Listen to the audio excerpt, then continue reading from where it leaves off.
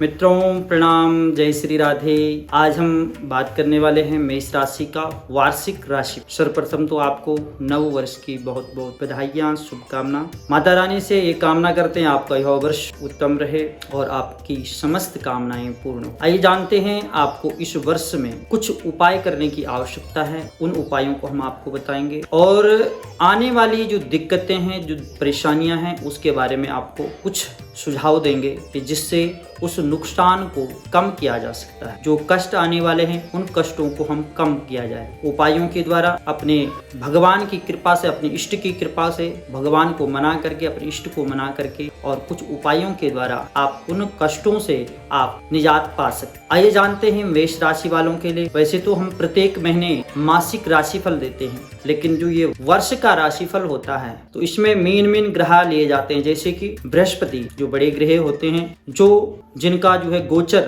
1 वर्ष का होता है, 6 महीने का होता है या 18 महीने का होता है। मुख्यतः बृहस्पति, शनि, राहु, केतु, इन ग्रहों का जो गोचर होता है काफी लंबा चलता है। जैसे शनि का 2.5 वर्ष तक चलता है, बृहस्पति भी लगभग 1 वर्ष तक रहते हैं एक राशि में, और राहु केतु भी लगभग 18 महीने। तो हम मेष राशि की बात कर रहे हैं, आपकी लगन से बात करते हैं, यानी मेष लगन या मेष राशि। आपकी लगन में गुरु का संचार चल रहा है। यह संचार आपके 1 मई 2024 तक रहेगा। आपकी राशि गुरु का संचार, गुरु जो है एक शुभ ग्रह है, धार्मिक ग्रह है। पहले आपकी राशि में राहु का संचार चल रहा था, जो कि 30 अक्टूबर को यह राशि परिवर्तन कर गया है। तो इस वर्ष मई यानी 1 मई तक आपकी राशि में बृहस्पति रहेंगे। बृहस्पति की जो पंचम दृष्टि है आपकी पंचम भाव में रहेगी, और जब नया वर्ष शुरू हो रहा है उस समय ग्रहों की स्थिति क्या रहेगी कि लगन में आपका बृहस्पति रहेगा, पंचम में चंद्रमा रहेगा, छठे हाउस में केतु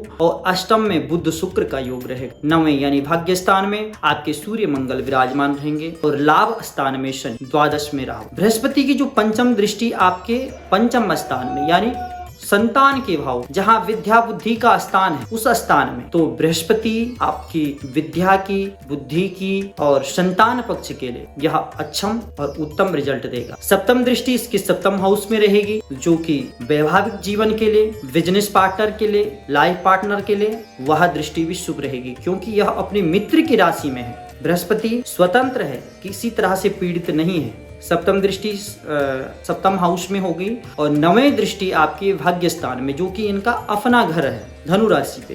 कुल मिला के देखा जाए तो जो 1 मई तक का समय है वो आपके लिए इस कुंडली में बृहस्पति एक कारक के रूप में काम करेगा। पूरी कुंडली में आपके मेष राशि वालों के लिए यह बहुत अच्छा और उत्तम रिजल्ट देगा, क्योंकि पहले तो ये राहु के साथ था, उसमें गुरु चंडाल योग बन रखा था, लेकिन राहु के हटने से बृहस्पति स्वतंत्र हो गया है और बृहस्पति के जो मेन भाव हैं, मूल त्रिकोण हैं, उनमें इनकी दृष्टि है। भाग्य स्थान में मंगल और सूर्य का संचार चल रहा है जब नया वर्ष आरंभ हो रहा है। तो कुल मिला के बृहस्पति आपके लिए मई तक के लिए खास करके अच्छा रिजल्ट देगा। मई के बाद जब ये धनु भाव में आएगा तो यह वृष राशि यानी शुक्र के स्थान पे आएगा। यह कुटुंब का घर है, वाणी का घर है, यहाँ से पूंजीपति भी देखी जाती है, तो धन इत्यादि के लिए अच्छा रहेगा, वाणी के लिए भी अच्छा रहेगा, कुटुंबों के लिए भी अच्छा रहेगा। अगर हम शनि ग्रह की बात करते हैं तो शनि का संचार जो है आपके लाभ स्थान में चल रहा, अपनी राशि का है, लेकिन इसकी जो दृष्टि है आपकी राशि पे है वह नीच दृष्टि है, क्योंकि मेष राशि पे यह नीच का हो जाता है। तीसरी दृष्टि इसकी आपकी राशि में रहेगी, 7वीं दृष्टि इसके आपके पंचम हाउस में रहेगी। जैसे मैंने बृहस्पति के लिए कहा कि यह संतान का है, विद्या बुद्धि का है, प्रेम का है, तो विद्यार्थी वर्गों के लिए एक सलाह दी जाती है कि आपने आलस्य को त्यागना, क्योंकि यह आलस्य कर सकता है। और जो माताएं बहनें संतान पक्ष की ओर अग्रसर हैं उनके लिए भी यह सुझाव दिया जाएगा कि आपने जो है काफी सावधानियां भी बरतनी है, खास करके 1 मई के बाद, क्योंकि शनि की दृष्टि रहेगी। 10वीं दृष्टि अष्टम हाउस में रहेगी शनि की, जो कि बुध शुक्र, जब वर्ष आरंभ हो रहा है तो बुध शुक्र वहां बैठे हुए हैं। ऐसे में शनि जो है दीर्घ आयु कारक ग्रह है, चोट इत्यादि का भय रह सकता है, लेकिन आयु से संबंधित कोई दिक्कत नहीं रहेगी, जान माल का कोई खतरा नहीं है। अब राहु केतु की बात करते हैं, क्योंकि मुख्यतः 3 ग्रह हैं, 4 ग्रह, राहु केतु शनि और बृहस्पति। राहु केतु का यह वर्ष पूरे आपकी कुंडली में यानी द्वादश हाउस में राहु रहेंगे और षष्ठम हाउस में आपके केतु रहेंगे। जब द्वादश में राहु हैं विदेश संबंधी कार्यों के लिए तो अच्छा है, यात्राएं भी अच्छा कराएगा, लेकिन कोर्ट कचहरी मामले में आपको बच के रहना चाहिए। झगड़ा झंझट इत्यादि वे फालतू के झंझटों में नहीं पड़ना, नहीं तो यह कोर्ट कचहरी तक घसीट करके ले जाता है किसी ना किसी बहाने। केतु षष्ठम में है, यहाँ पे जो है यह शत्रु हंता योग बनाता है, शत्रु का नाश करता है, रोग का नाश करता है, जो आपका कर्ज है उसको खत्म करेगा, शत्रुओं पे जो है आप विजय प्राप्त करेंगे। लेकिन कोर्ट कचहरी दुश्मनों से, शत्रुओं से, फिर भी गुप्त जो शत्रु होते हैं उनसे सावधान रहने की आवश्यकता रहेगी। आपके शुरुआती दौर पे जैसे वर्ष आरंभ हो रहा है तो बुध शुक्र यहाँ अष्टम में बैठ रखे हैं, तो दांतों से संबंधित आपको दिक्कत रह सकती है यह वर्ष।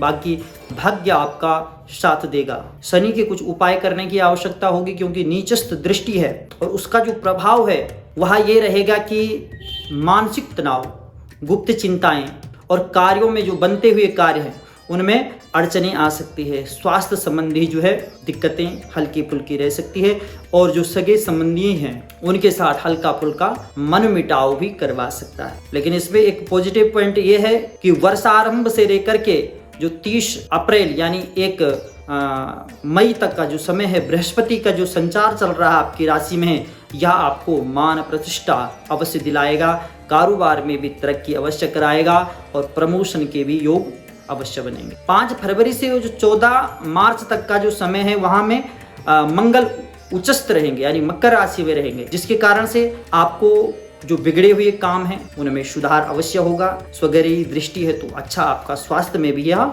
लाभ कराएगा। 23 अप्रैल से और 31 मई तक का जो मंगल द्वादस्थ रहेगा और राहु युक्त होने से कुछ कार्यों में विघ्न बाधाएं आ सकती है। 23 अप्रैल से 31 मई तक का जो समय है, क्योंकि यह राशि का स्वामी है, राहु से युक्त हो जाएगा और उस समय झगड़ा झंझट इत्यादि से आपको खासकर बचने की आवश्यकता रहेगी। साथ ही साथ धन खर्चे में बढ़ोतरी हो सकती है, गुप्त चिंताएं हो सकती है, कलह कलेश हो सकता है।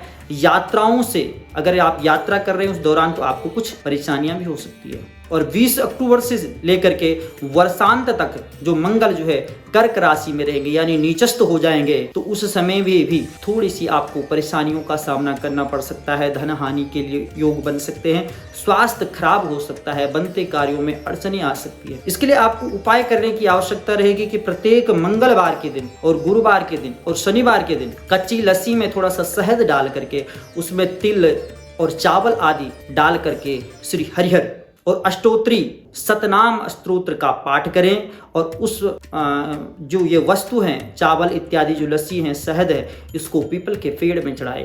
पहले अष्टोत्री सतनाम का पाठ करना है, उसके बाद इस सामग्री को आपने पीपल पे चढ़ा देना है। दूसरा उपाय आपके लिए है कि फाल्गुन और श्रावण के मास में जो त्रयोदशी आती है उससे लगातार 3 प्रदोष काल में आपने रुद्राभिषेक करना है या करवाना है। यह आपके लिए शुभकारी, कल्याणकारी, मंगलकारी रहेगा। यह 2 उपाय आप करो, आपको जो मैंने आपको बताया अभी कि यहाँ आपको दिक्कत आ सकती है, इन दिक्कतों से आप निजात पा सकते हैं। तो ये रहा आपके इस वर्ष का वार्षिक राशिफल। आप इन उपायों को करिए और आजमाइए। विशेष जानकारी के लिए इसमें नंबर दिया गया है, आप फोन पे भी संपर्क कर सकते हैं। आज के लिए इतना ही और भगवान से यही कामना करते हैं आपका यह वर्ष मंगल रहे। इन्हीं कामनाओं के साथ आज के लिए इतना ही। प्रणाम, जय श्री राधे।